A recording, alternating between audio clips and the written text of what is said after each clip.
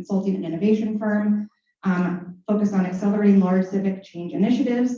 Through the Accelerate Group, Andrew has helped companies, governments, and not-for-profits working to advance clean tech, smart cities, innovative government, and economic development projects at a local and global scale. Today, Andrew is going to summarize a 900-page document for you in 15 minutes. So we look forward to that. Thank you, Andrew. Sandra Patel is the practice leader of commissioning and energy and eco at ESD. Sagar is a seasoned and demonstrated expert in energy and sustainability, especially related to design and construction, while also being adept at analytics and data. He is a licensed professional engineer, lead AP, well-accredited professional, certified commissioning professional. Sagar is actively involved in ASHRAE and BOMA and serves on the Chicago Building Decarbonization Working Group and the Illinois Energy Advisory Code Council. And we're really excited. Sagar's here to talk about the 2021 IECC process. And we're so lucky to have him on that advisory council for his expertise and his patience. And he's also going to explain hours and hours and hours of meetings in 15 minutes. And then we have Sandra Henry. She's the Senior Director of Energy and Sustainability at Elevate, a nonprofit organization that designs and implements programs that reduce costs, protect people and the environment, and ensure the benefits of the clean energy economy reach those who need it most. In this role, Sandra leads Elevate's technical teams and oversees the implementation of Elevate's clean energy initiatives, working with key stakeholders on clean energy access and climate solutions to advance more equitable and just clean energy future. Prior to joining Elevate, Sandra served as the Chief Sustainability Officer for the City of Chicago, where she led the charge to advance the city toward 100% clean energy and signing on to the Ready for 100 campaign, committing the city to electrify its bus fleet by 2040 and to a community-wide transition to 100% renewable energy by 2035.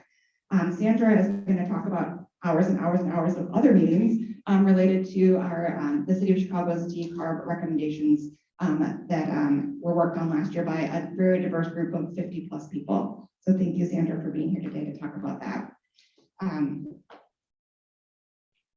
Our agenda for today goes in that order, the order that I presented the speakers. So I'm going to introduce the first speaker, Andrew. He's going to come and tell you all the things.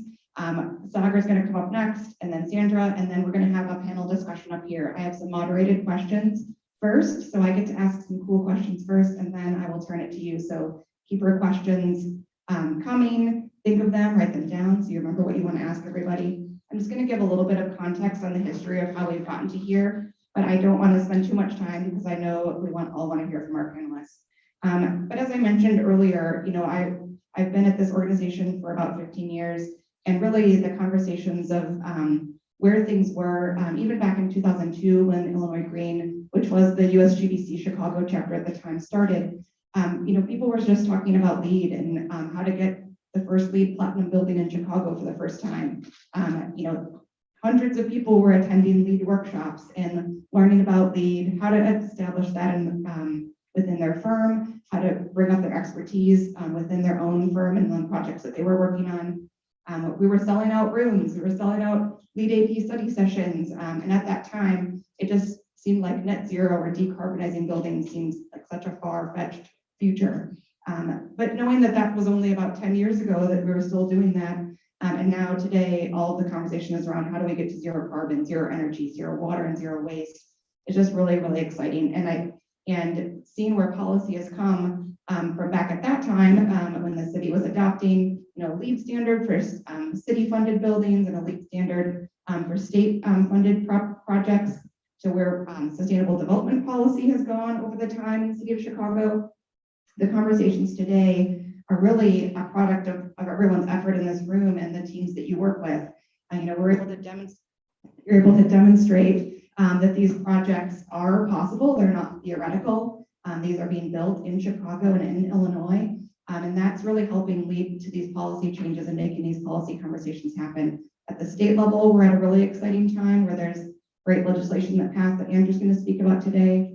At the federal level, there's funding for things finally, and some really great coalitions being formed. And then at the city level, we have a great administration, a great sustainability team in the mayor's office, and all of the community partners and professionals here that are helping to support moving all these things forward. So it's just a wonderful place to see how the conversation has transitioned over the last 15 years and led us to what we're going to be talking about today. So thank you all for all the work you've put in to get us to here.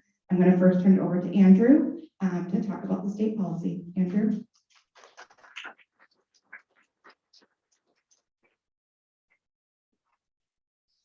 Good morning. How many people here are from Chicago in general? How many from outside Chicago traveling in? Wow. All right, great. So we have a mix here. I think one of the great things about what Gordon started off talking about today was, I think, that embedded infrastructure that we have and how we use it, right? I think oftentimes when we talk about building data, performance, architecture, it's always new projects, interesting projects. How do we get those new projects to be zero carbon, or, or net negative? But we forget often how much our existing infrastructure is going to be with us for the next several decades, possibly even longer, next 50 years in a lot of cases. We have to figure out how we leverage that infrastructure that we have and how it all can work together seamlessly, because we're not going to necessarily replace everything. When you look at Chicago, I love the archetypes that you brought up about the different building types. I've traditionally thought about it as kind of like a tale of, in terms of building stock, kind of four cities, right? You have a large downtown, mostly all electric buildings. You have the older building stock, and I think in terms of energy usage, when I think about this, less in terms of use of buildings, offices, residential. You have the older gas-powered, medium, high-rise buildings. You've got the 100-year-old multifamilies scattered throughout the near core and extending all the way up to the lakefront. Then you have the bungalow and ranch belt throughout. I mean, those buildings are going to be with us for decades and decades to come. And so how we think about those buildings are just as important about, if not more so, than what's happening on the new side of it. We're not going to replace all of those in the next 10 years to get to where we need to be from a carbon point.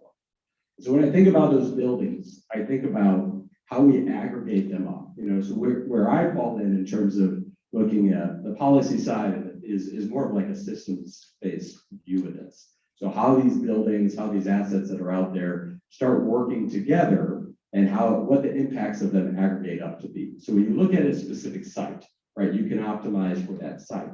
But when you look at hundreds and thousands of buildings working together, those have impacts in the aggregate that sometimes create unintended impacts from a carbon perspective, from a local pollution perspective, that go beyond kind of that individual site. So when we think about that, I think about buildings that maybe themselves passive, maybe themselves extremely efficient, but I fear on some of those buildings, what happens when they're all peaking on their individual electricity usage at 7 and 8 p.m.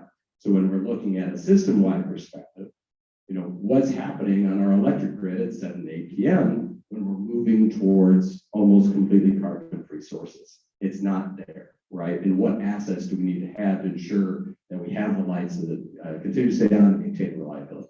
So when we think about the systems level perspective, there's things we're going to be trying to take care of on the system side that interact with the individual site side and the community side. And so that's my transition into the Climate Detectable Jobs Act that Illinois passed last year. As Katie mentioned, it's a 900-page bill that provides an extremely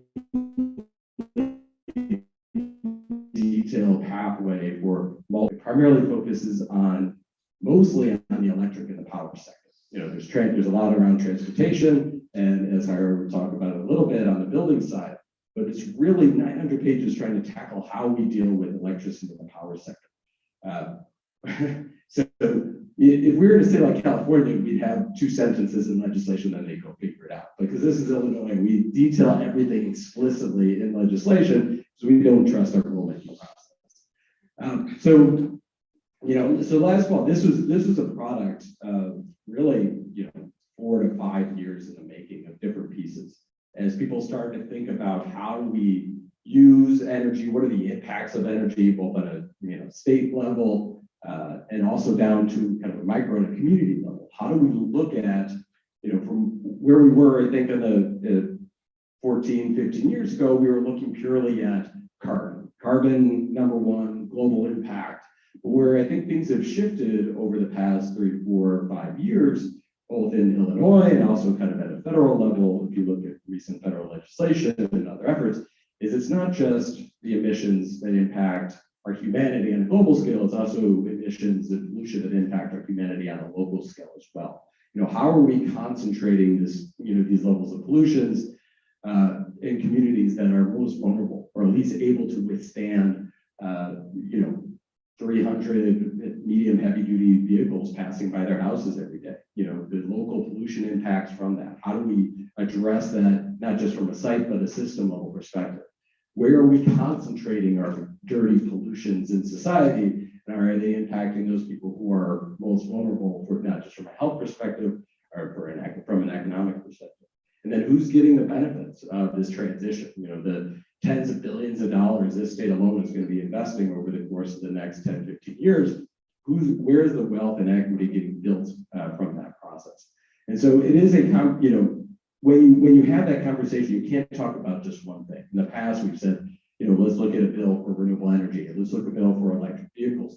But these are all integrated. These are all things that piece together. When we charge our electric vehicles, has that impact on that peak hour? If it's at 7 p.m., we're keeping coal plants online, and it's that simple, right? If we shift it overnight, we're leveraging wind power and nuclear power in Illinois.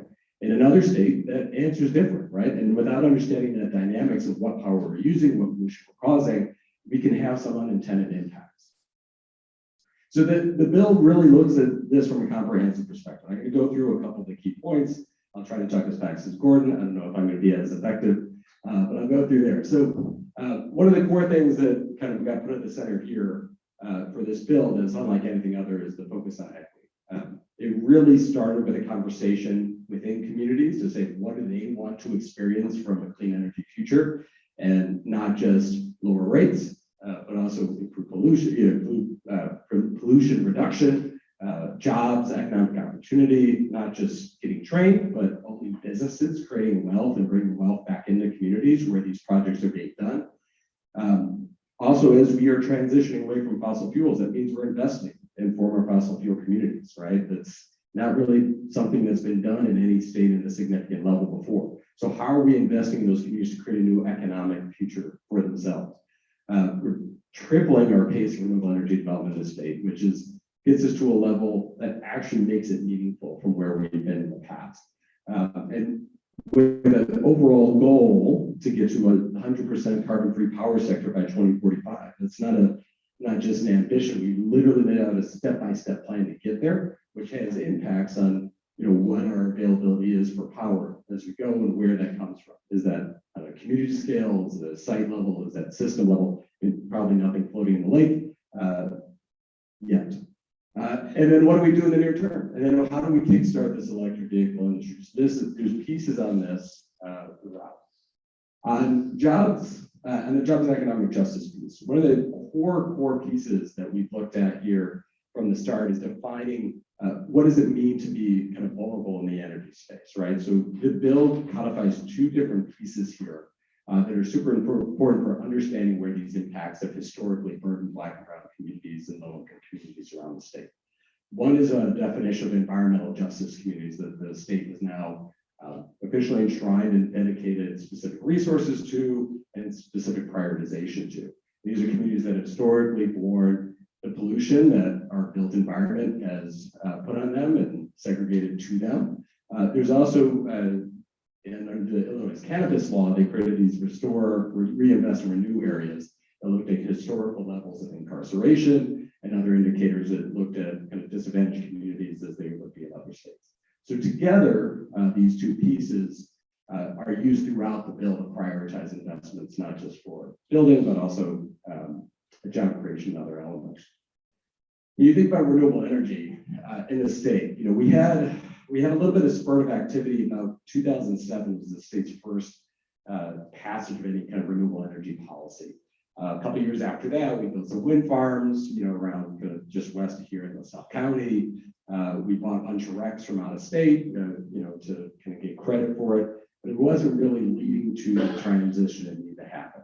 In 2016, we passed something called the Future Energy Jobs Act, which was massively ambitious to get us to 8% renewables in reality. And we did that in a few years, right? That was supposed to be by 2030, we did it in a few years. So when we look at this, so the urgency of now doing this renewable energy growth cannot wait. And this has to happen in Illinois. This has to displace actual fossil plants and can't just be about getting credits, but also about transitioning so our system level is carbon free. So we're at, so green is where we would have been before the bill, blue is where we are on track for now. And it's a massive investment by the state. They're just finalizing the rules and regulations for that. But it is a combination of large scale wind and solar farms, but also a huge focus on how do you incentivize in the built environment. So if you look at, there's something called the adjustable block program. Some of you from Illinois are familiar. Historically, it had incentives for rooftop solar, for around small on the large side, as well as community solar for subscriptions. There's a few things that got added in the new bill, I think, that are important. So we look at there's a large carbon-free schools initiative. So if anyone's looking at schools and reducing pollution for young students, or facing them in their place where they're trying to learn, there's a massive investment to get solar powered carbon-free schools in every state by throughout the state by 2030. It's a massive investment focused on not just on-site solar, but also building decarbonizing school buildings, decarbonizing the transport to and from schools. That's a massive opportunity that right now I guarantee, I'll tell you right here, if anyone's working with schools, you're probably one of the few, because it's going to be a hard process and there's not a lot of activity in this space and not a lot of people are gearing up for it. And that's where there's going to be a significant amount of investment. There's also a focus on community-driven community solar. So what are projects that rather than be located offsite and you just subscribe to, how do you get neighbors and others around to be able to share those resources on a very local level? And also a focus on specific carve-outs for equity eligible contractors who are from either environmental justice communities or R3 communities. There's an investment in solar for all. So when we talk about that building stock, mostly throughout Chicago, the multifamily building sector, where it's almost impossible to get solar on the roof because of billing constructs or affordability, or the landlord being someplace in Niles and never visiting their property. You have reserved portions, significant amounts of money per year to get the focus on communities on the south and west side to have solar on the roof, to have community solar that they can subscribe to, whether they're a single family or a multifamily building, and also these nonprofit and public facilities that are located throughout the area. We also, for the first time, have energy storage incentives. For the first, when we look at that need to shift that energy use just a few hours a day, so we're optimizing that system, we can do that through large, Tesla systems of the 100 megawatt to 100 megawatt variety sitting in the middle of a cornfield, or we can integrate it into buildings. And looking at the building side, you get a lot more value for it, a lot more value at the local level. So we're incentivizing it. We're not exactly sure yet how to optimize this, right? We know that we need to get that capacity out there. We know we need to use it to shift our load, but how do we do it? So that's where we're looking to data and performance of buildings is going to be important. Let's get through a few things. Finding ways to finance projects, right? There's a few vehicles. Understand that historically it's really hard to find ways to finance and fund projects, particularly for either riskier classes such as renewables or battery storage or electric vehicle adoption, or locations in environmental justice communities, in R3 communities with customers that may not have the best credit rating or ability to pay back, or not a traditional type of customer, maybe not a large corporate or government facility. How do we get new types of lending products into those communities so that we can accelerate this? There's a pay-as-you-save program to help individual homeowners pay back for energy upgrade improvements on their own electric bill.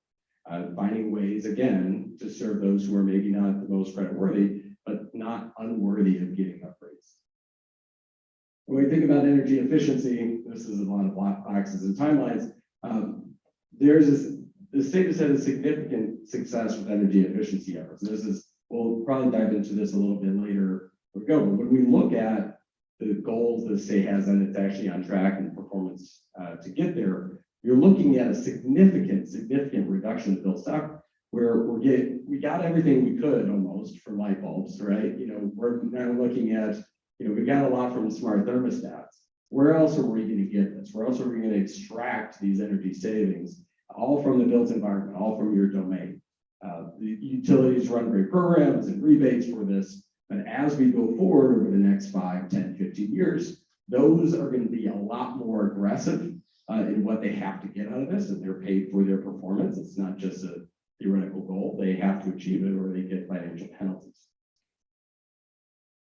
This other thing which Sandra is going to talk about in a minute is we also had Illinois working to adopt as part of this legislation stretch energy.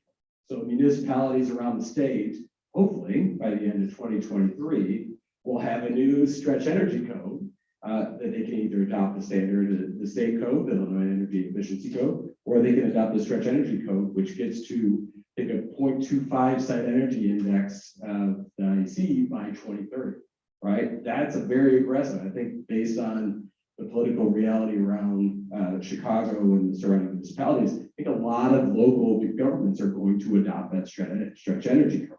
So getting that right, which we'll talk about in a second, and also ensuring that that gets adopted is going to be a massive initiative to look at, not just new construction, but our existing stock as well. There's equity standards built throughout the bill. I'll talk a little bit on the carbon schedule, right? So when I think about the system level planning, so we worked on Illinois legislation. I also serve on the Electricity Advisory Committee for the U.S. Department of Energy and their Section 808 Decarbonization Pathways Committee that was established by Congress a couple of years ago. One of the things that we're looking at as we aggregate up all these sites and communities and energy use patterns is we're seeing the coal plants and gas plants coming off the grid, right? Some are happening just because of market forces, some are happening because of environmental regulations, some are happening because of state policies like the Untitled Chapter. So that's going to happen. The pace of renewables is going, but for right now, particularly right now, because of supply chain issues and because of interconnection issues, it's not necessarily keeping up. So we're going to have to be extremely aggressive these next few years to replace as plants come offline. Otherwise, we're not going to come anywhere near our carbon goals or local pollution reduction goals that we need to achieve. But in CEJA, the Climate Jobs Act, we set out in these 5-year increments the exact types of closures, and it prioritizes not just carbon emissions, not the biggest carbon emitters, but it prioritizes closures of the plants that have created the greatest local pollution for environmental justice communities historically. So that starts with coal plants. By 2025, I think there's 7 coal plants in Illinois slated to close. By 2030, all coal and oil has to close. And that's a significant, so 2030 is the end date for coal and oil plants in Illinois. Hard stop, no exception for that. What we have, so there's some waiver, but it's going to happen. I think they're not economic, it's going to happen. By that date, all the gas plants that are located and causing pollution impacts in environmental justice communities have to reduce by 50%, their emissions by 50% as well, and then close 5 years later, right? So the prioritized closure for those that are causing those local pollution impacts, this is the timeline that's going to happen. That renewable development we saw is the pace to kind of backfill. But if we slip by a few years, we're going to have to find other solutions like reductions in load to compensate, or reductions in peaks, or more flexible mode on the building side or on the vehicle side as we electrify. So these are things we have to think about from a system perspective that impact how we incentivize or how we prioritize what's happening on each building site. By the time we get to 2040, all fossil plants except for like 3 gas plants in Illinois will be closed. And then 1 publicly owned Prairie State, very famous coal plant in Marissa, Illinois, that received a lot of attention. It will have to cut its emissions in half, plus the 3 more gas plants. After that, by 2045, it's carbon free, right? There's options for the plants to go to complete green electrolytic hydrogen, but that's a future technology, right? And we can't necessarily depend on things like that showing up. So we need to find a way to ensure that our load, our buildings, our vehicle load, and our generation are all carbon free to get to that point. And then by 2050, the one thing that is not specified in the legislation is by 2050 getting to net zero energy or net carbon. Yes, net zero energy sector without any details. Those are the only thing that didn't get specified, and we'll have to figure out a later date. But the focus here on being very specific on the goals for the power sector were key. But there's also a goal, and I think I'm 3 minutes over, I'm going to finish up shortly, around electric transportation, right? So right now, the utilities are working on putting together beneficial electrification plans. You know, so there's incentives for EVs and others to get more electric vehicles on the road. But the biggest and most important part of this is something we call it beneficial electrification, because it recognizes the impact that charging has at the time of day or what you were electrifying. So when we think about the things that cause the most pollution, not necessarily in terms of carbon, but that surface level pollution, it's all these CTA buses running around or school buses that are causing the diesel impacts. Or you look at all the transportation logistics hubs on the southwest side of the city. You know, if you live in Little Village, you're seeing hundreds of large diesel trucks passing by your house every day, and your kids are breathing that particulate matter, and you're getting the ozone that's causing asthma. And we see significantly higher rates of asthma and other health impacts of that diesel pollution in those communities.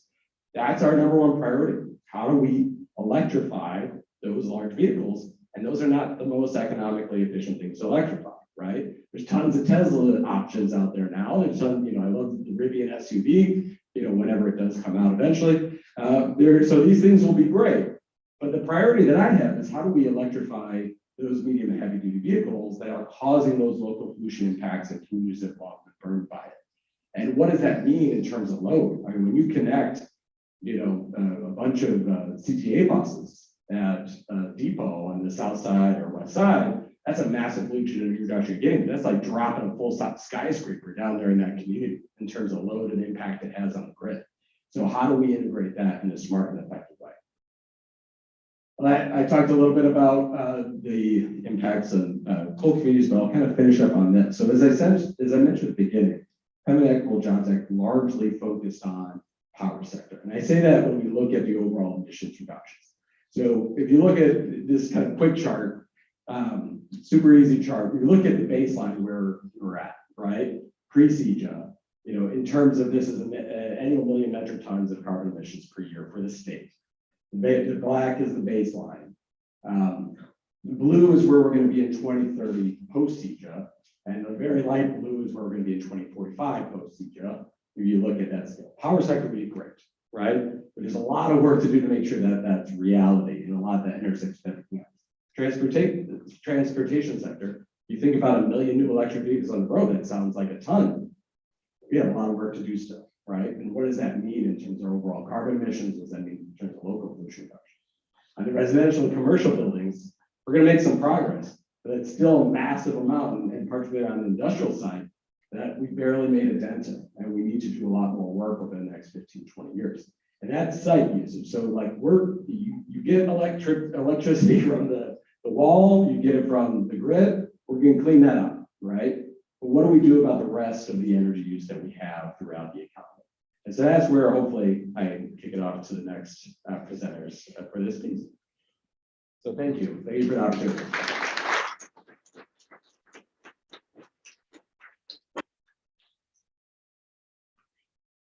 Now the boring engineer gets to go.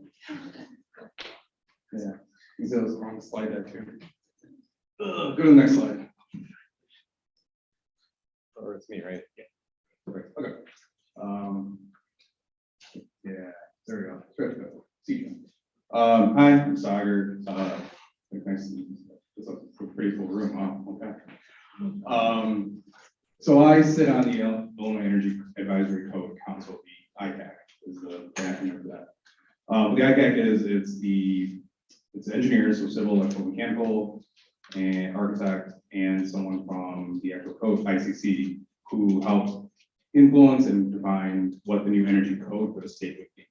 It's a 4-year appointment. So I get to be the ASHRAE representative and the mechanical engineer representative for the ICAC. As part of CEJA, there is now the new model structure code.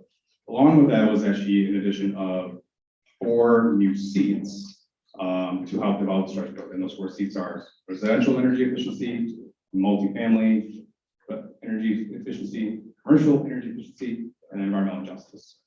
Unique element to the stretch code. So as we start looking at the stretch code, there's gonna be a lot of really interesting ways that we're going to start developing code that we never really considered before. So here are the stretch codes based off Capital Development Board, and from there, kind of highlight there.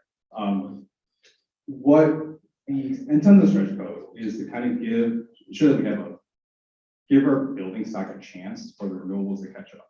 That's really the equation, right? This is a balance act of we are going to be dropping off on the carbon or energy use is going to go up. That is inevitable. We need to ensure that we have enough power supply to meet that demand, but we need to give ourselves a chance and kind of offset that curve of what we're seeing. So you go to EIA, you're going to see a huge exponential rate increase in energy use for the built environment. We got to kind of curve that off. So we're using site index as part of the stretch code. And with that, we have kind of a ratcheting down of the actual energy efficiency to make sure. Yeah. Right, so the first 3 years, first target can be an actual 0.1% reduction. I'm not going to get too much into the actual IECC 2021. You're going to see a lot of training around that, and there's a lot of, and that's actually hasn't been approved yet, and so we're kind of waiting in earnest of when that's going to come into play. But one thing to know within the IECC, once 2021 gets adopted, the municipality cannot have a code that is more or less stringent. So before Chicago kind of got away with having a new climate zone, and that's how we had a more aggressive energy code. That isn't on the table for Chicago anymore, or any other municipality. You have to use the ICC 2021 or model stretch code whenever it gets adopted. Now there is one clause that the municipality. I should make sure. Yeah, there's the one clause that's in there that Chicago, any municipality more than 1 million people can then develop their own energy code. So likely Chicago will have their own energy code down the line because there's only one municipality in the entire state that has more than 1 million people.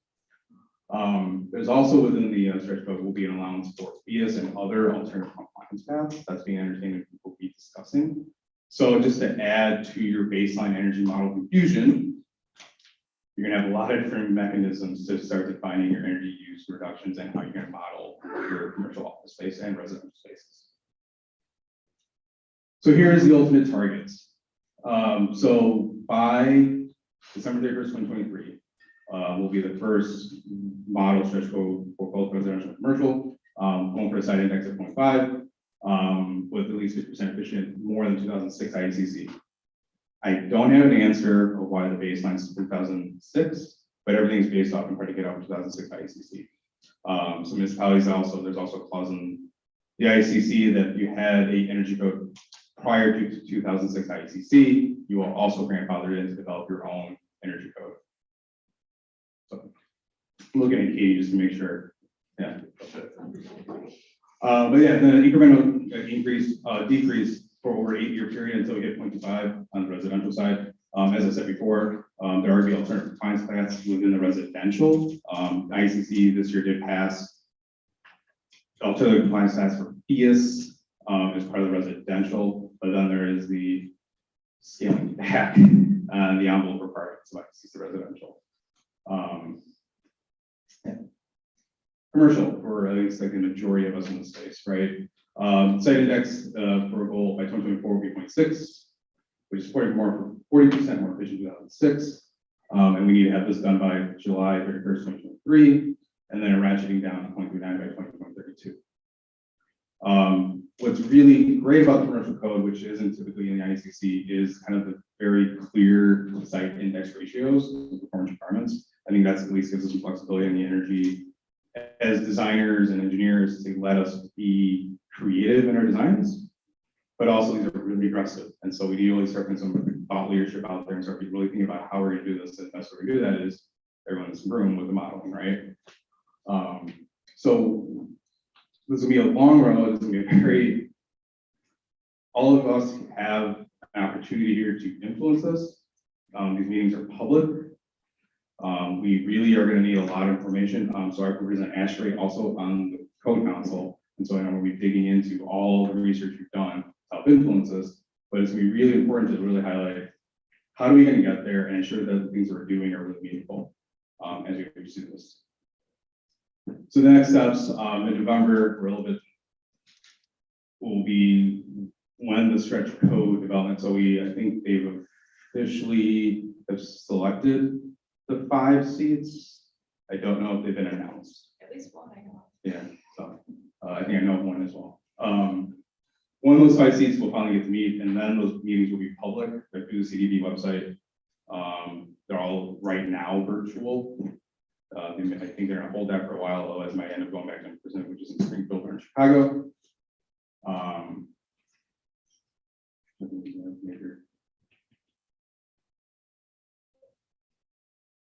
Sorry, my kid was up at 4 a.m., so I'm like a little tired. But yeah, by July 2031, 2023, the Illinois stretch code will be adopted. That'll be in place. So there's gonna be a little bit of a limbo period. When IECC 2021 is adopted, that is the only energy code, unless the municipality decides to pursue it. And then we'll have the actual stretch code for like a performance standpoint to pursue a more aggressive energy efficiency goals. So just be very mindful of that. It's gonna be very difficult to navigate. It's going to just cause a little bit of confusion, but once we kind of get through this first phase, then everything will be a little bit more clear, because then you're doing the stretch code or you're doing IECC. That's it. That's it. Perfect.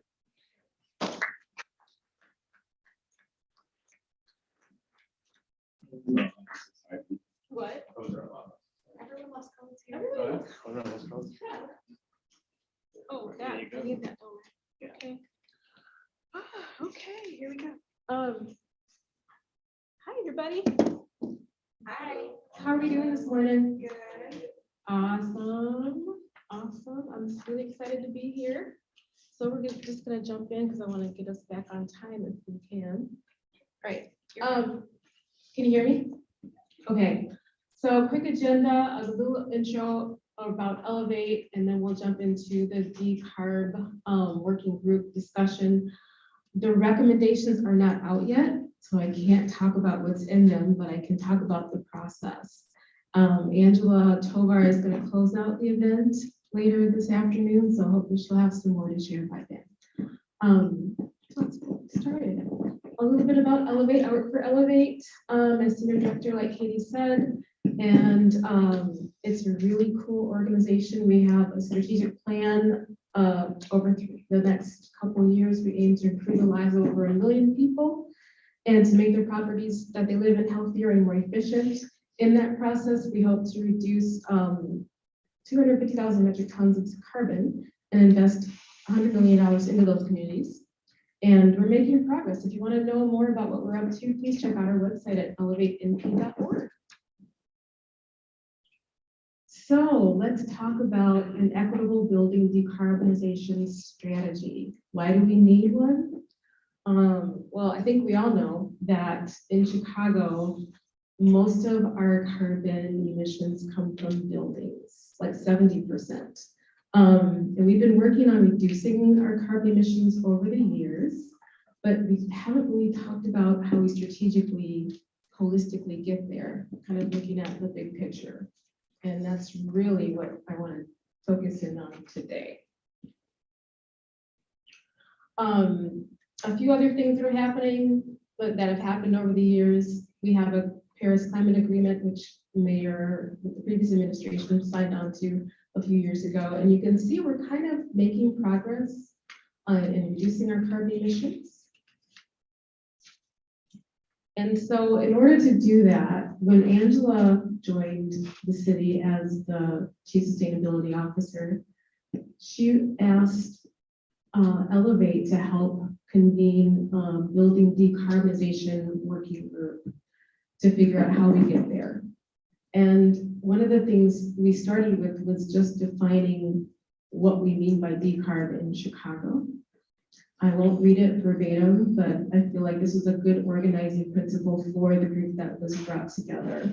And the philosophy is if we can reduce our reliance on fossil fuels, it'll set us in a good direction in reducing our overall climate emissions over time. So we really wanted to think about the how. I think we all know the numbers are there. Sija, Andrew, you did a great job at kind of mapping that out.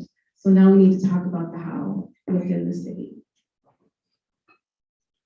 One of the pathways, and I like to think about, is our process for decarbonizing buildings. This is one that Elevate follows. We're actually like running a few pilots in multifamily and single family buildings right now. So we're aiming to make the buildings as energy efficient as possible, primarily addressing envelope and infiltration. Then we want to look at how we electrify the building by taking out their fossil fuel burning appliances like furnaces, replacing them with heat pumps, looking at how they heat their water and all the other gas using appliances that could be in the home. After that, ideally, we'd be looking at how to connect them to renewable energy supply. And then lastly, we want to make sure we're managing electric loads so they don't overload the grid. So this is the vision that Angela shared with us. We want to address profound environmental changes, rapidly reduce emissions from buildings and transit, center equity and environmental justice, a very important key piece of the current mayor's vision, and then generate equitable economic growth for communities in Chicago. So let's talk about the working group process. So our charge, let me go over here. Am I still okay with the camera? So our charge is really to think about how we lower the economic burden for residents and businesses in Chicago, reduce energy insecurity for communities of color, use an equity lens to address costs and burdens of strategies, and then to create economic and health benefits for those who need them the most. And that's what we aim to do with our working group. Uh-oh, am I doing that? Sorry. So let's talk a little bit about equity. So I'll share a little bit about the working group. It was a cross section of folks, which I'll talk about in a second. Engineers, architects, designers, sustainability folks, folks from the community. And we really wanted to take some time to talk about what equity looks like, because I feel like as engineers and designers, we focus quite a bit on the buildings.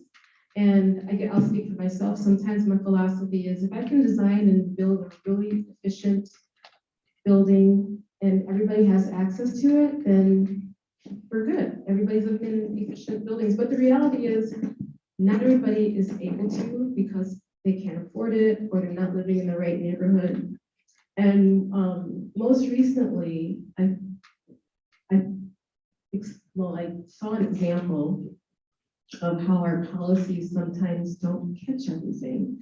And I'm sure you all saw the news article about the 3 women that died in that apartment building, and I think it was Rogers Park. And I know they're still investigating, but what I understand is the heat was still on in the building because we have a policy in Chicago that requires building owners to keep their heat on for a certain time so people don't freeze. But we don't have that policy did not provide instructions on when we should turn the cooling on so people don't die.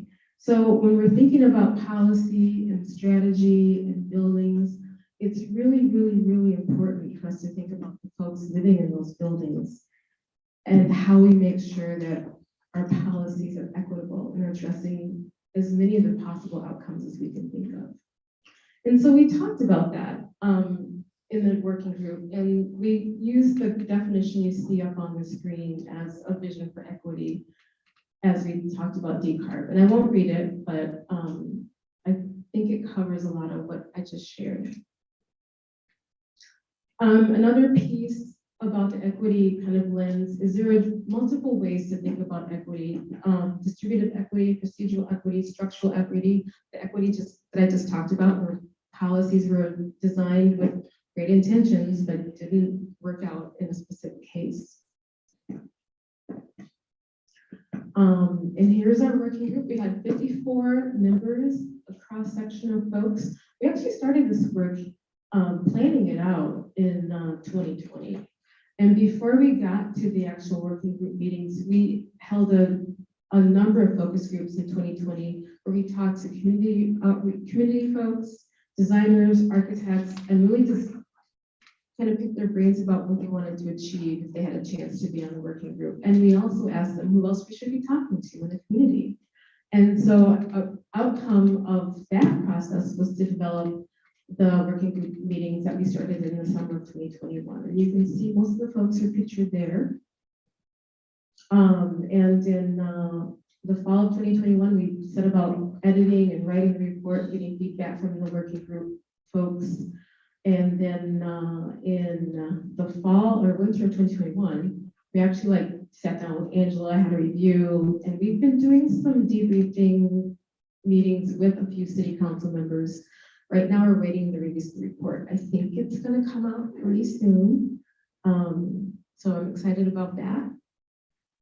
And here's a list of the folks that were in the working group. We actually had 3 different subgroups. We talked about existing buildings, new construction, and then finance and training and technical assistance. And I feel like new construction is pretty straightforward because you can kind of address that with codes. Existing buildings, much more challenging because you've got this amazing collection of building types. And I feel like on the commercial side, we can probably get there with a building performance standard. But when we're talking about residential and smaller multifamily buildings, it's going to be really tough. So I'm excited to see everybody in the room because I feel like we have a lot of work to do. And I'm glad to hear about all the different ideas and thoughts that we're thinking about to get to where we need to be with a fully decarbonized city. So like I said, the recommendations report is coming out shortly. I'm very excited about it. I hope that you will be too when it gets here. And I look forward to hearing more from Angela this afternoon.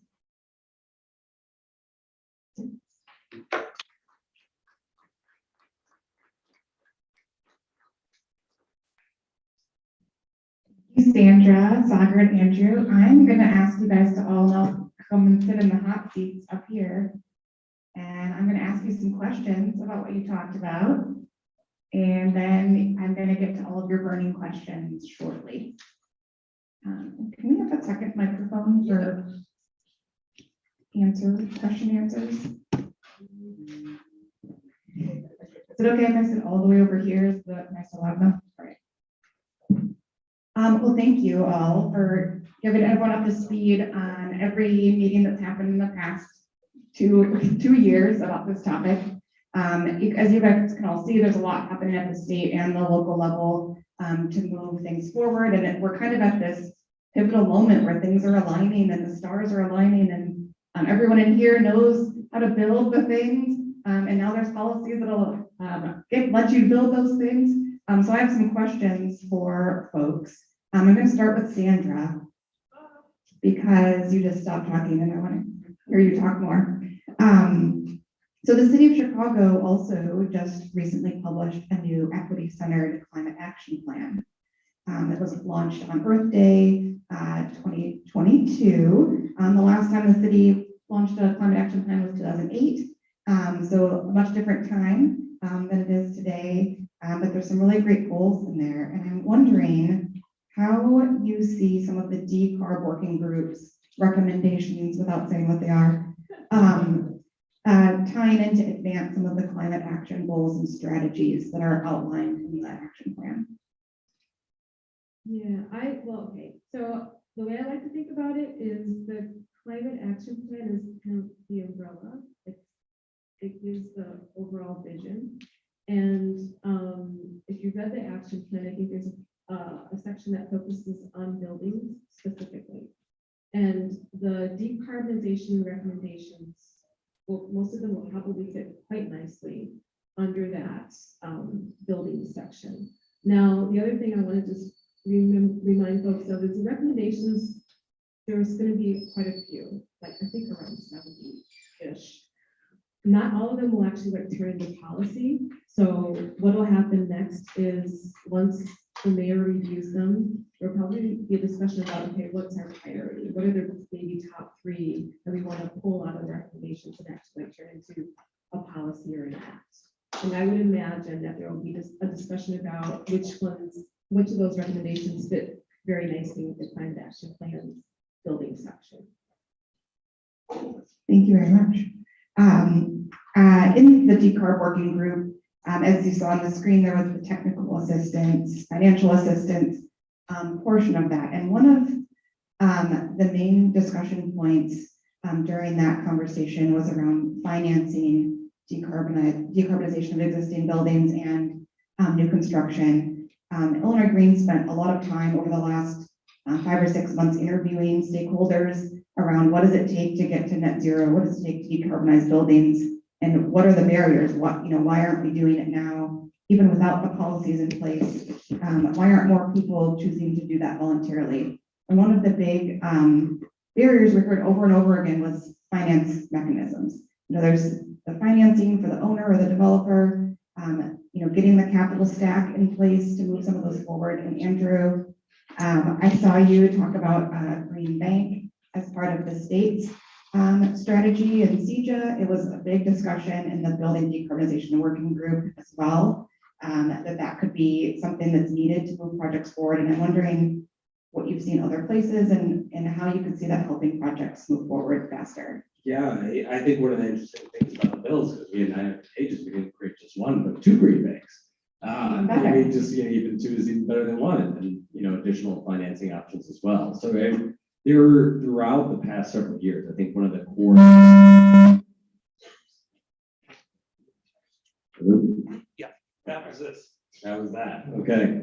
You didn't give a wrong answer. Yeah, it buzzed out. It buzzed out. So I mean, over the past couple of years, I think this is a conversation that grew largely from the community's conversations, right? So as I mentioned, in the development of the Climate and Equitable Jobs Act, it really was a multi-year, 4-year-long process. And it started with hundreds of conversations in, 10 to 40 people in, churches and community centers and, places around the state, with the core question asked is, what do you want to see yourself in the clean energy future?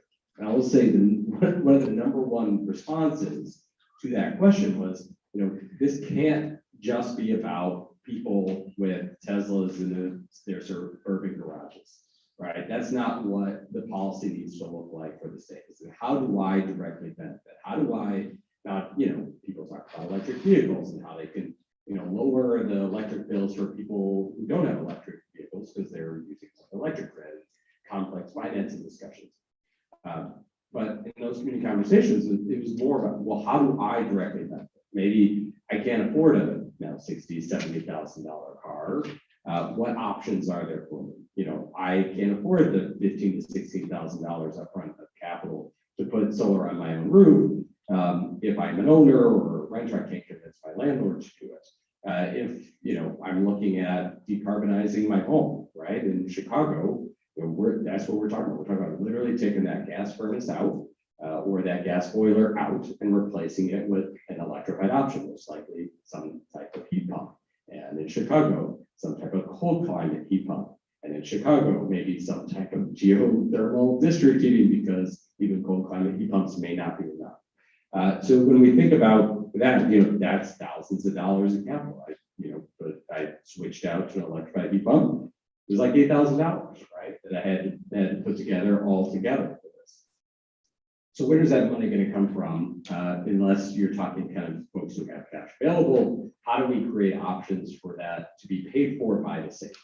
So there's a long way of starting, and so the framework for this is that that's why there are several mechanisms. So the on-bill financing is designed to help. We have the incentives for solar, you have the tax credits for solar if you can take advantage of it, and for that remaining 30–40% of the cost, or for the upfront capital, can you get some way to pay on your bill, on your electric bill over time for that remainder?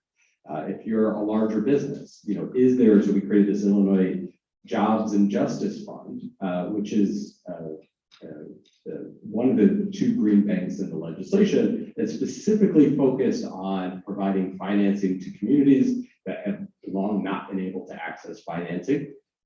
So Black and brown communities throughout the state that have not been able to access financing, to be very explicit, to minority-owned contractors that have not been able to get business financing, provide seed grants and seed capital to those companies to get them off the ground. Because if you have to build, 10 renewable projects, and have spend all that capital first before you get $1 of incentive from the state. You need capital to do that, right? And it's hard to start a business to do that.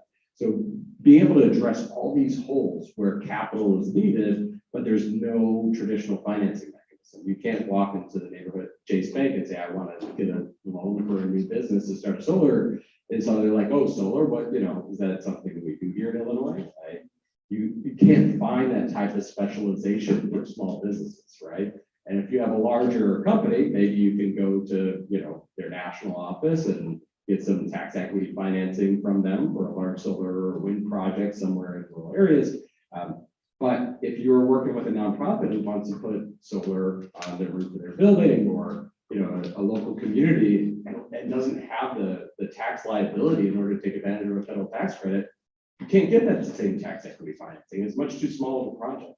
So how do we start bundling these things together and provide financing to meet these holes in the market? So that's what the Illinois Jobs and Justice Fund is. It's seeded with funding from a charge, and if you're in Illinois on an electric bill, with some that's partial, it's like a half a penny on your electric bill is probably going to fund seed fund, this financing thing that's been going to private institutions to raise more capital. It's about $20 million a year for the on-bill financing portion, which if we ever subscribe, it goes up, right? And then the state, there's another group they created by the state.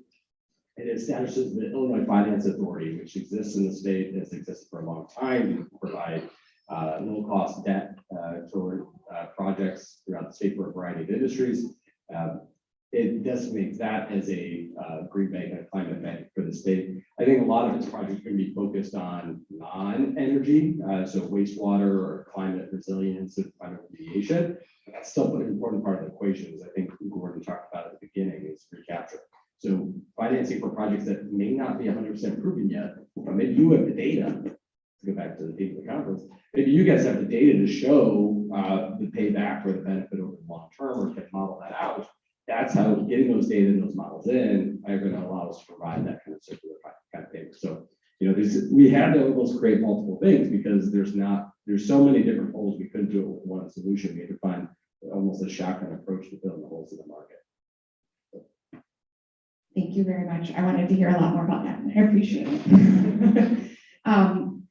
Sandra, I have a question for you in a minute, but while I'm going to keep Sandra for a second. I know.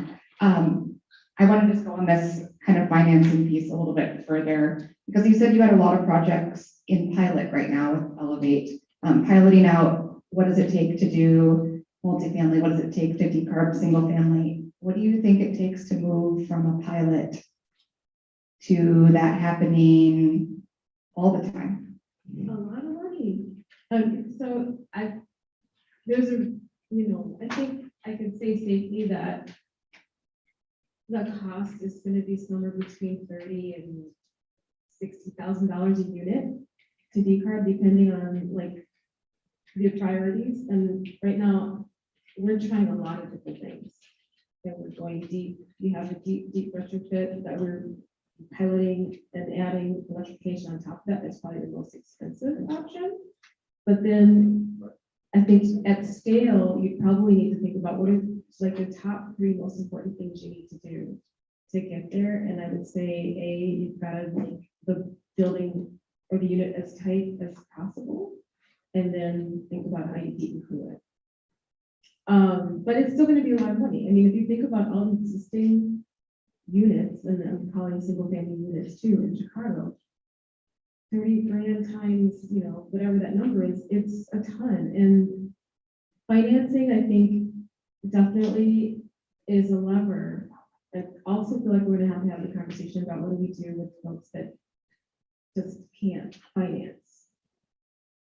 And I think that's a conversation it's probably time to have now, or soon, because that's what we're facing. It's going to be a lot.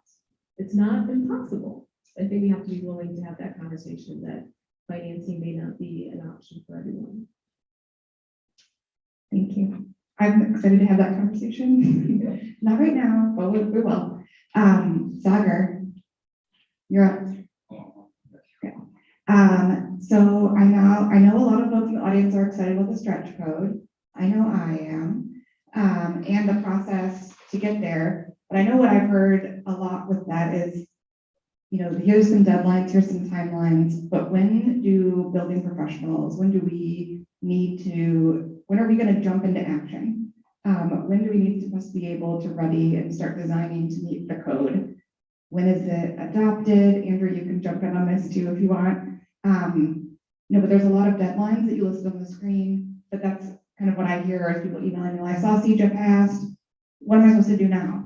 When is it ready? When am I supposed to start changing what I'm doing? Now, great. Now, everybody. After this meeting, just go home. That's a good question.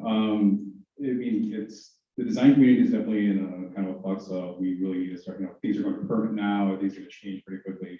And so, our kind of stance is start prepping, we have the initial kind of filings are out.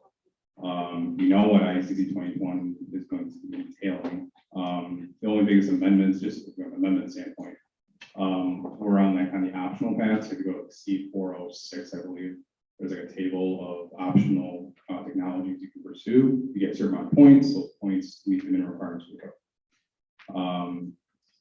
Like a fun one in that one actually is the on-demand thermostat that's going to be in there. So this kind of plays into some things that Andrew was saying. That on-demand thermostat may not have an actual energy efficiency element to it directly, but it's going to be really important when we start going to a full renewable grid, because sometimes we have to divert power when it's really sunny from, let's say, your house to a hospital that might need it. Okay? In order to do that, we got to start putting in technologies, smarter technologies, to kind of give us some flexibility, right? Or we kind of relying on the sun, so we want to make sure we get the power we need it when we need it, or to a school in South Side Chicago, and we're diverting that power over there in a way that makes sense to make sure they have the air conditioning on a 90-degree day and not at home when you're not there, right? So we got to start future-proofing a little bit of our design as well. So that's the other element of this is starting, understanding there's the energy efficiency component, but then there's, I think where Gilligan hit it. Our buildings are not silos anymore. We are now all interconnected because we all depend on renewable energy. So really start thinking about how do we design appropriately. We know electrification is important, but we also know that we can't have a heat pump operating at -20 degrees, which is a very viable day in the city, right? So developing hybrid technologies and start putting our heads across that. And that, I really challenge design community on this. Stop relying on the codes to give you the direction and start thinking creative. Like as designers, we're supposed to be designers, right? We're supposed to solve problems. We don't want the code to tell us what technology you're supposed to use. Because codes don't do that, right? You can't adopt a single technology because then you're promoting, there's an unbiased, then you're promoting a technology, right? And no one else can use it. So really I challenge design community to really start embracing research, R&D, start thinking about the climate and thinking about hybrid technologies and bridging technologies. I think it's gonna be really important too. We don't have the answers right now, so let's start thinking how to future-proof our buildings. There's that part of it. We want to go to remove natural gas in a building, well, we gotta have electrical power available, right? Maybe you don't do it now, and we put an outlet in to future-proof yourself. Well, that changes the entire dynamics of your electrical panels and substation design. And so these are the kind of ripples of it, but we have to be really thoughtful in that. So I'm going to ask a question to all of you, and then I'm going to turn it to some audience questions. So I hope you're all ready. One of the things around, stretch code and decarbonizing really affects the design community and the people building the buildings. But they needs to be successful. How does the stretch code get adopted in every municipality across Illinois? How do we know that these buildings aren't theoretical and that they can be built and are being built everywhere in all different building types? So what can professionals in this room, project teams do to support advancing this new policy and this new code? Do they need to talk with their clients more, the developers? Do they need to talk with legislators, share their expertise in some way outside of this room? Lots of different thoughts, but I'm curious down the line who wants to take it first. But what can this group of people be doing? Andrew, I see you're ready. Yeah, I'll start. Data, examples. I think that is key because, let's think about the process of how this can happen, right? So in theory, as long as deadlines are met, we should have something by next July 31st. That will have language that can be adopted by municipalities by end of 2023. If it's good, if it's solid, if there's confidence in it, we'll probably start seeing a wave of municipalities adopt in early 2024, maybe even some as early as December 2023, ready to go right out the gate. Some may even preemptively say, as soon as this is available, we are going to adopt it. So starting 2024, you'll have some early movers, right? And there's probably projects today, I think that could meet whatever that code is.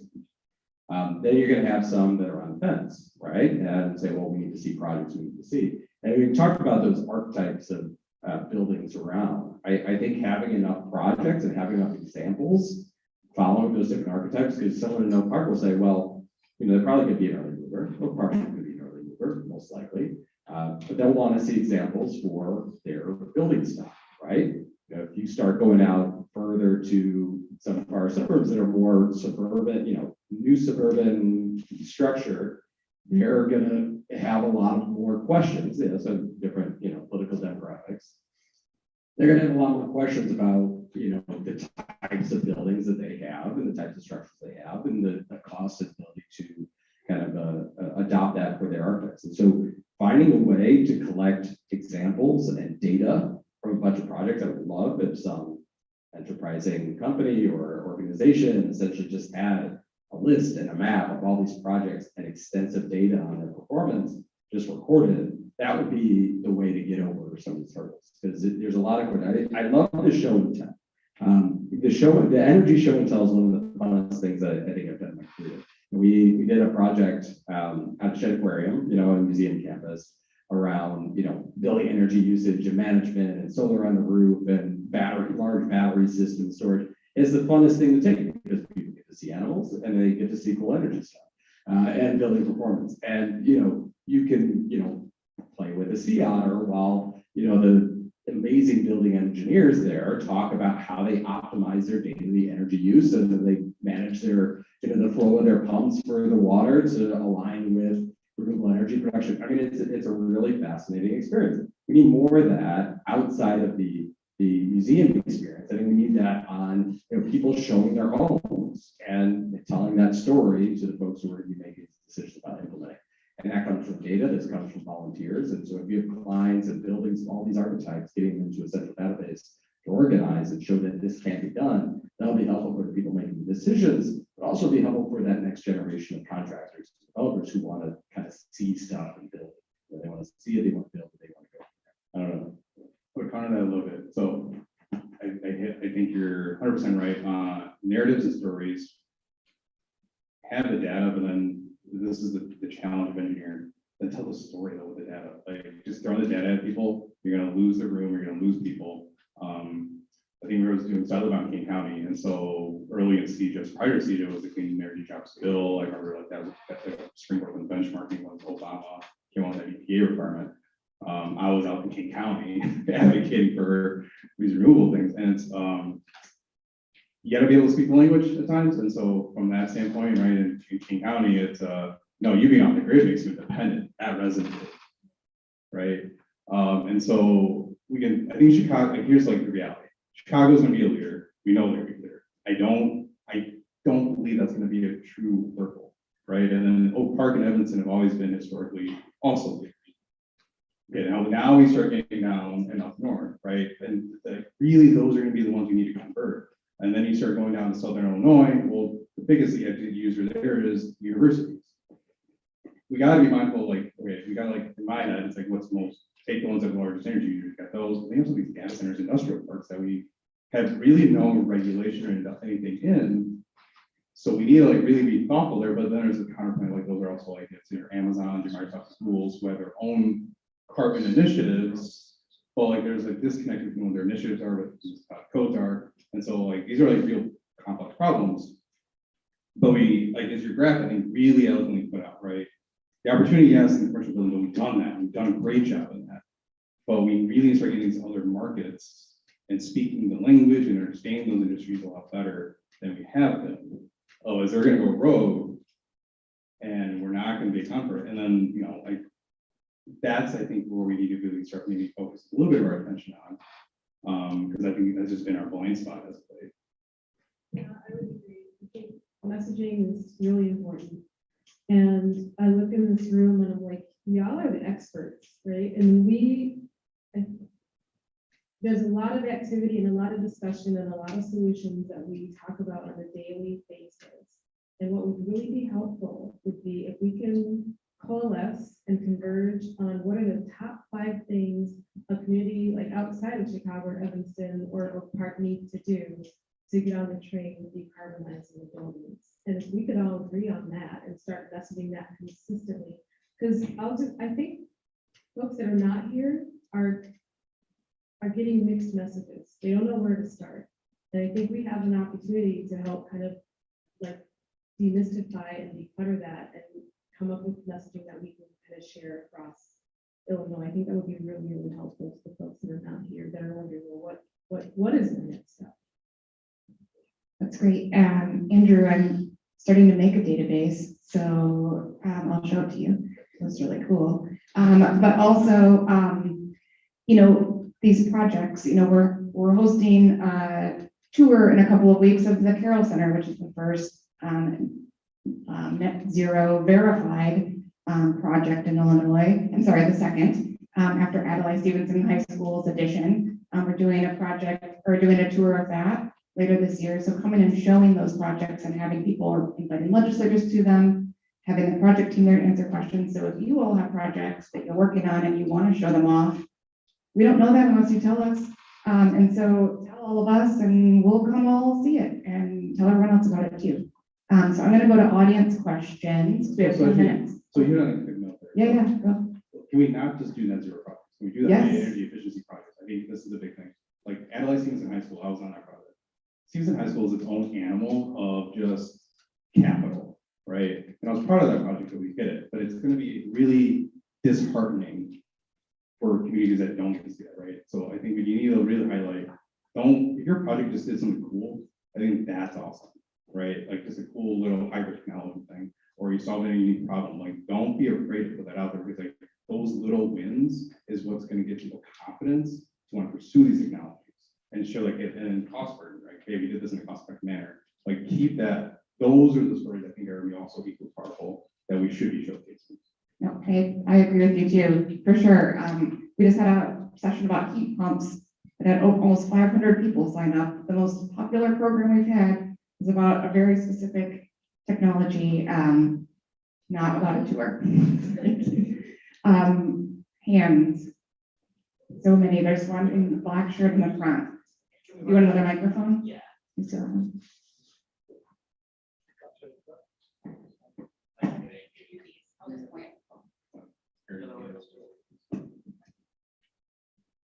Hello, everyone. Thank you for an amazing panel. Thank you very much. And I think this is a question for the complete panel, specifically about the stretch code, given that the legislation calls for a site energy index. I think historically codes and standards have been driven by reducing energy costs. In this transition towards electrification and reducing carbon emissions, heat pumps have been at a disadvantage just because of how cheap natural gas is. That I think is not expected to be forever. And when we take a look at the whole life cycle of the system, gas versus electric, there's a very good case for electric.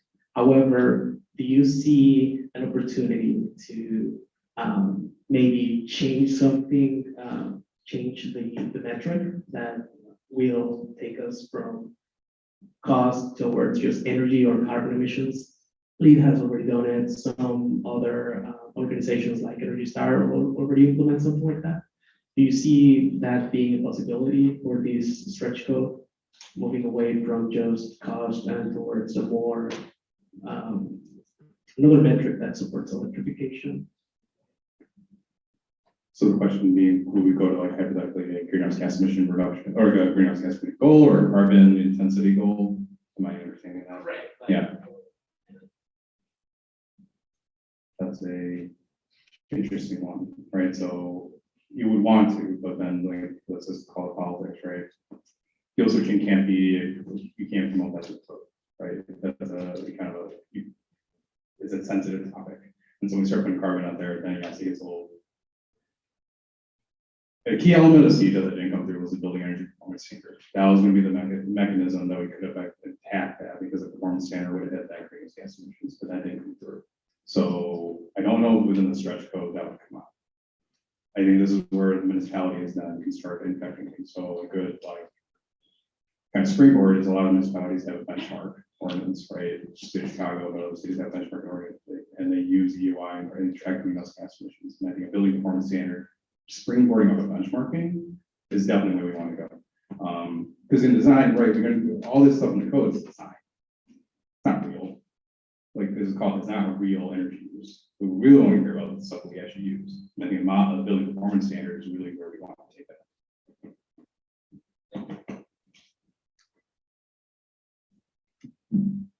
Thank you. Listening to Anthony and Gordon speak about density and showing the charts between transportation and mobility versus building consumption, I'm trying to reconcile sort of a competing interests looking forward 10 years. So we're property owners and developers with high density markets around the Midwest, high density buildings and big portfolios around the Midwest. And we have been working to convert to heat pumps, to electrify our buildings, to trim the margins with smart thermostats and building envelope performance. But when it comes to EV, which we know is a demand for our residents, when the buildings were built and the load letters were submitted, there wasn't overhead for large amounts of EV. So we might be able to accommodate a few chargers. But if EV adoption is going to become widespread with 1 million plus vehicles on the road, how do we effectively deliver that amenity or that feature to our multifamily residents without asking ComEd or Ameren, in downstate markets to bring, 6-figure, 7-figure projects to our buildings? Like there's got to be some sort of inflection point or some collision down the road where, yes, we've electrified our buildings, but EV is going to far outstrip any ability to serve those cars. Yeah, I think that's a great question. It's a combination, right? So I think you probably have experienced this, is that there's, working within your kind of average budget, you can implement different speed of charging, right? That's kind of the easiest way to do it. I think one of the big questions that we debated this year was actually called the EV Charging Act, which would be essentially set requirements for multifamily buildings on, it's a question of, do you have capacity at the, in terms of the service? Do you run conduit to the spots? Do you have charging stations at these spots? That was heavily debated in Springfield this year about being implemented and I think that's going to be a continued discussion. It's like, what standards do you set? Because in every new building or any renovation that's happening now, as you said, like they should be anticipating, right? And for every project that's going right now, it currently is not happening. So 2022, if you're not sizing for an expected EV load that might not come for 5-6 years, like all of a sudden that's massive cost that we're putting in burden on our kind of built environment. So we need to first get new construction renovation in place.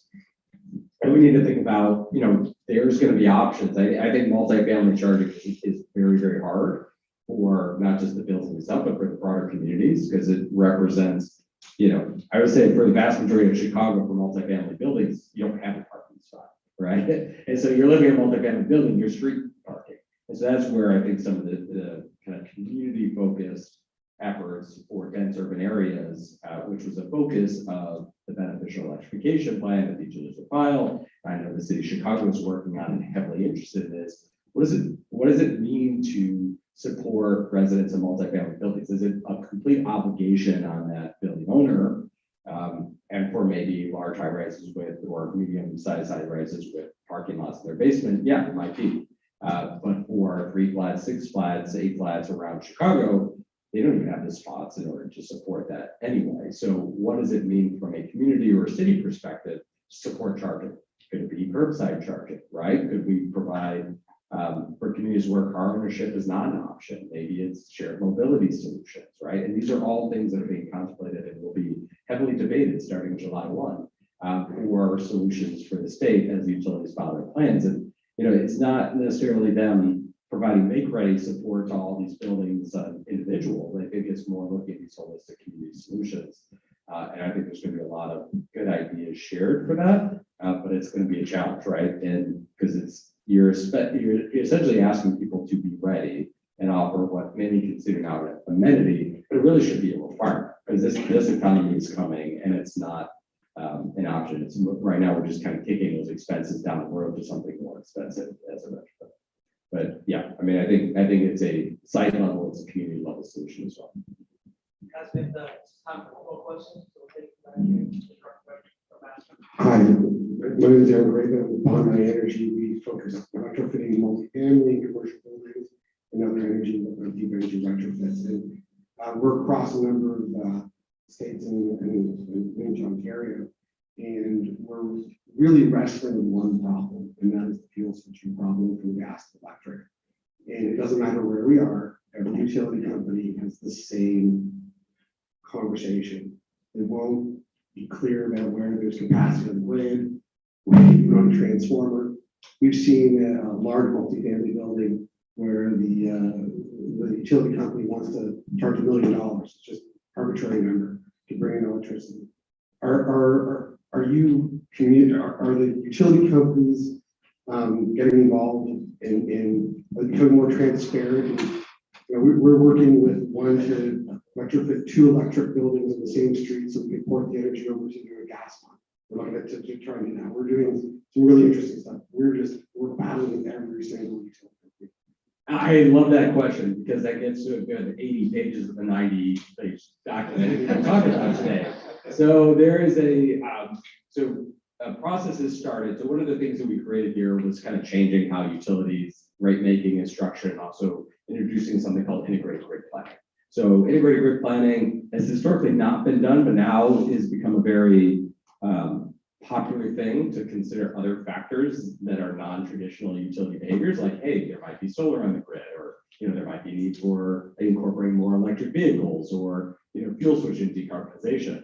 So we specifically wrote into the legislation a new process that the utilities have to file that incorporates a future view of what might happen on the grid and to plan for that eventual decarbonization strategy. So specifically written to the new legislation is EV, like being able to anticipate where, very specifically at a circuit level, where might new electrification come for transport or buildings, and to be able to plan ahead of that. That's going to come in large batches like CTA when they have 300 buses at a depot and they need to electrify all of them. That's a big batch. But when it comes more of a modular incremental approach, there's a lot of science or art involved in trying to predict where that might happen, and to be able to plan ahead for that, right? So rather than putting the full burden of that incremental cost on the next actor, and then you pay for your $1 million upgrade, next person comes in and has to replace all the equipment you just paid for to get their upgrade, right? That incremental nature is the most cost efficient. So the whole idea is to plan for where this will be in 2030, 35, 2040, and then their investments have to align with that. And so they finished a workshop process for the past 6 months. They're going to file these things called integrated grid plans in January that essentially have to lay out all this information, including their scenarios for the future and how their investments are supporting these strategies. So if you're interested, get involved in that. It's a intense regulatory process with the Illinois Commerce Commission, but the idea is that it's supposed to be able to factor this in and incorporate it. But it only works if we have good insight as to where these projects might be emerging and happening, and making sure it's being done in an equitable way. So I appreciate that comment. I think that's the vision. We're going to make it a reality. Just to add to that, what's interesting is that the utility companies do gas and electric. So there's a ton of politics involved. Yeah. Only from the gas line to Yeah, so so the question was, there's a lot of politics involved when you have a utility company that's gas and electric. ComEd is electric only, right? So they would love to have more load, even though their profit's not tied to it. I think, they would like to have more load. The gas companies here, Peoples and Nicor, are highly opposed to everything I think we were talking about today. And I think that's gonna be a big local force. Downstate in central and southern Illinois, Ameren is a gas and electric utility company, some not 100% overlapping, but they are. I mean, but in theory, if it's their customers, you would think the gas and electric utilities shouldn't care, right? I mean, they're keeping customers, it's just a different side of the house, they're still getting revenue. I think that's the vision, but I think not all think that way because people are very silent even at the companies. Well, I just want to thank all of the panelists again, Sagar, Sandra, Andrew, thank you so much for sharing your insights.